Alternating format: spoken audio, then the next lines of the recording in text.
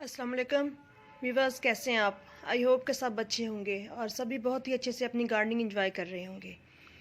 जी, तो आज मैं आपके साथ ग्लैडियोलस प्लांट के मुतालिक मुकम्मल इंफॉर्मेशन शेयर कर रही हूँ, क्योंकि ग्लैडियोलस एक बहुत ही मुनाफा बख्श कारोबार है और इसके फ्लावर्स बहुत ही खूबसूरत होते हैं।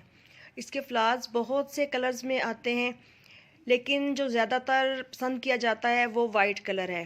उसकी रीज़न ये है कि इसका जो सीड है ये बाकी कलर्स की निस्बत थोड़ा सस्ता मिल जाता है, क्योंकि कलर्स वाले बल्ब जो हैं ये काफ़ी महंगे होते हैं। लेकिन ग्लैडियोलस के जो बल्ब हैं ये जब काश्त के लिए परचेज़ किए जाते हैं तो 10-15 रुपए से लेके तो 50 रुपए तक, यानी कि डिफरेंट जगहों पे डिफरेंट इनका जो रेट होता है। और जो एक नई चीज़ मुझे सुनने को मिली और देखने को मिली कि ग्लैडियोलस के जो बल्ब फ्लावर्स होते हैं वाइट कलर के, जो कि ज़्यादा यानी कि ग्रो किए जाते हैं, तो जब फ्लावर्स वाले इनको लेते हैं तो बुकेट में जिस कलर का मर्ज़ी चाहे रंग डाल के तो इन प्लांट फ्लावर्स को रंग कर सकते हैं। ग्लैडियोलस के कलर्स जो हैं वो जहाँ ग्लैडियोलस की मंडियाँ लगती हैं वहीं से मिल जाते हैं। कोई मखसूस कलर होता है, तो जिस कलर का भी चाहें आप कलर पानी में ऐड करें और उसके अंदर वाइट कलर के ग्लैडियोलस के फ्लावर्स रख दें, तो वही कलर आहिस्ता आहिस्ता ऊपर को जाएगा और फ्लावर्स वाइट से उसी कलर में चेंज हो जाएंगे। क्योंकि पानी तो फ्लावर्स तक पहुंचता है ना, ये तकरीबन 10 दिन तक बहुत ही अच्छे और हेल्दी रहते हैं और न्यू फ्लावरिंग भी होती रहती है इन पे, और खिले हुए फ्लावर 10 दिन तक फ्रेश रह सकते हैं। और मेरे लिए भी ये बिल्कुल एक नई बात थी कि वाइट कलर के ग्लैडियोलस फ्लावर्स को हम जिस कलर में चाहें चेंज कर सकते हैं।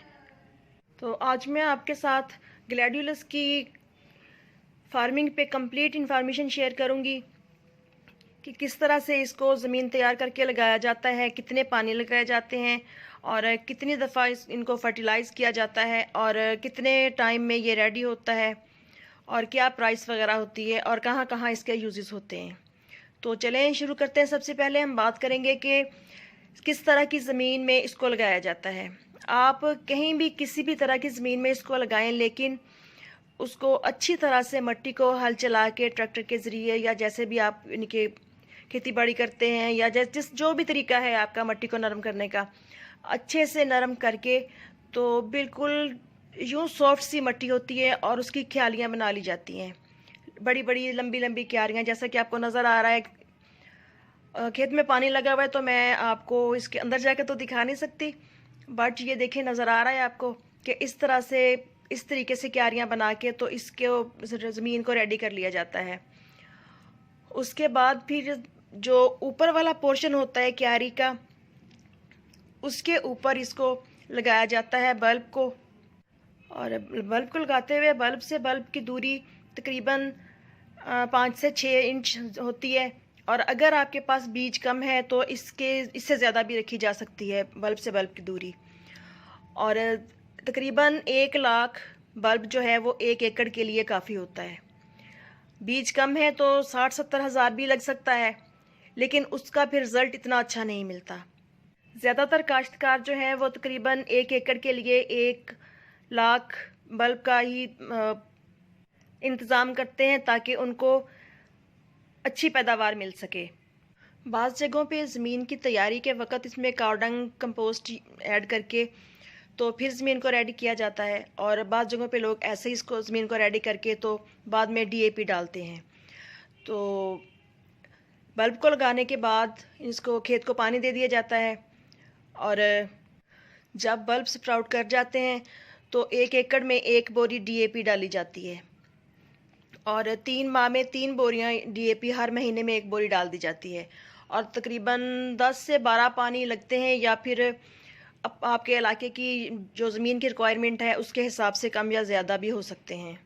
और ग्लैडियोलस पे कोई बीमारी वगैरह अटैक ना करे, ज़्यादातर इसको एक फंगस टाइप बीमारी होती है वो अटैक करती है इस पर, तो इसके लिए इस पर बीमारी आने से पहले ही स्प्रे कर दिया जाता है ताकि जब प्लांट फ्लावरिंग पे हो तो बीमारी अटैक करे तो नुकसान ना हो काश्तकार को।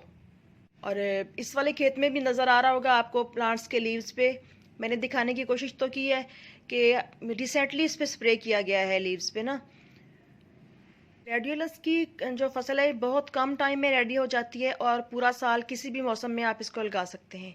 लेकिन ज़्यादातर काश्तकार जो हैं वो इनको अक्टूबर में और फरवरी के एंड में लगाना पसंद करते हैं, क्योंकि मौसम अच्छा होता है तो प्लांट्स जो हैं वो इजीली ग्रोथ पकड़ लेते हैं अपनी। और सेकंड जो चीज़ मेरे लिए नई थी वो ये थी कि जब हम ग्लैडियोलस के बल्ब्स लगाते हैं तो इन बल्ब्स के साइड पे छोटे छोटे से चने के दाने के बराबर या थोड़े इससे बड़े छोटे छोटे से ना वो बीज बन जाते हैं, इसके छोटे छोटे से बल्ब बन जाते हैं। तो उन बल्ब्स को अलग करके सेव कर लिया जाता है और उनको ग्रो करके यानी कि बीजा जाता है उनको, और उसके ऊपर जो स्पाइक्स निकलते हैं वो फ्लावर भी काम आते हैं, और वही छोटे छोटे से सीड फिर पक के तो बड़े बल्ब्स में रेडी होते हैं और बड़ा यानी कि सीड तैयार होता है। जैसा कि ये तस्वीर में आपको नज़र आ रहा है कि एक बल्ब जब ज़मीन से निकालते हैं फ्लावरिंग स्पाइक काटने के बाद तो उसके बल्ब की साइडों पे देखिए छोटे छोटे से बीज बने हुए होते हैं, इनको अलग कर लिया जाता है फिर। और बीज को तैयार करने के लिए काश्तकार बल्ब अलग से लगाते हैं और ये जो छोटे बारीक वाले बल्ब्स होते हैं इनको अलग से ग्रो किया जाता है। और बल्ब्स को सेव करने के लिए कोल्ड स्टोर वगैरह में रखा जाता है ताकि नेक्स्ट टाइम तक बल्ब बिल्कुल फ्रेश रह सकें और हेल्दी रह सकें, इनके अंदर से पानी की जो नमी है वो कम ना हो।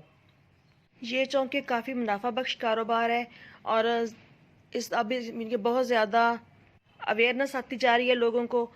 तो फ्लावरिंग का कारोबार है जिनका उनकी कोशिश है कि वो अपनी ज़मीनें लेके तो ख़ुद से ग्रो करें और ज़्यादा से ज़्यादा मुनाफा कमा सकें। ग्लैडियोलस की जब फसल रेडी हो जाती है तो इनकी स्पाइक्स को कट करके कटर से कट कर लिया जाता है और बांध के तो मंडियों में पहुंचाया जाता है। मंडियों से फिर ये फ्लावरिंग जो शॉप्स वाले होते हैं वो लेके जाते हैं। और ये फ्लावरिंग स्पाइक जब मंदे दिन होते हैं तो 5 रुपए 10 रुपए में बिकती है, लेकिन जब इसकी बहुत ज़्यादा डिमांड होती है तो 50-60 रुपए तक भी एक इसकी जो स्पाइक होती है वो बिक जाती है। 7 रुपए 10 रुपए का बल्ब जो वाइट कलर का होता है और फ्लावरिंग स्पाइक माशाल्लाह फिर 40-50 की। तो मुनाफा बख्श कारोबार तो हुआ ना ये। ज़रूरी नहीं है कि एक बल्ब से एक ही स्पाइक निकले, एक बल्ब से 4 स्पाइक्स भी निकल सकती हैं, 5 भी निकल सकती हैं, 3 भी निकल सकती हैं। तो ख़र्चे वगैरह निकाल के भी अल्हम्दुलिल्लाह माशाल्लाह कि अच्छा मुनाफा हो जाता है ग्लैडियोलस के काश्तकारों को। और ग्लैडियोलस के जो फ्लावर्स हैं ये कहाँ कहाँ यूज़ किए जाते हैं।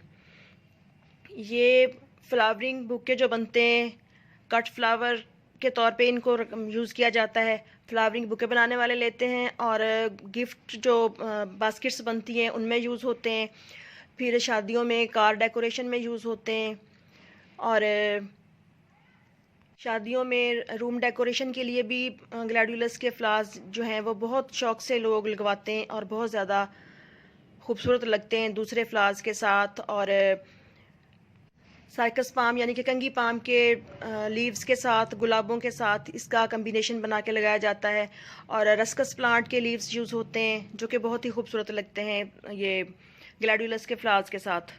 और ग्लैडियोलस के जो काश्तकार हैं, ग्लैड फार्मिंग करने वालों ने एक टप्पा भी बनाया हुआ है जिसे माहिया कहा जाता है कि ग्लैड दे फुल माहिया अल्लाह जी तौफीक देवे बंदा सज्जन भी ले लेंदा मुल माहिया।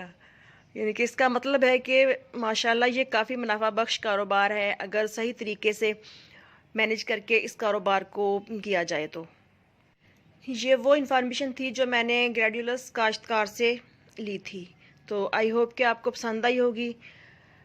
वीडियो अच्छा लगे तो चैनल को सब्सक्राइब ज़रूर कीजिएगा और बेल आइकन भी प्रेस कीजिएगा ताकि मज़ीद आने वाले वीडियोज़ के नोटिफिकेशन आप तक पहुंच सके।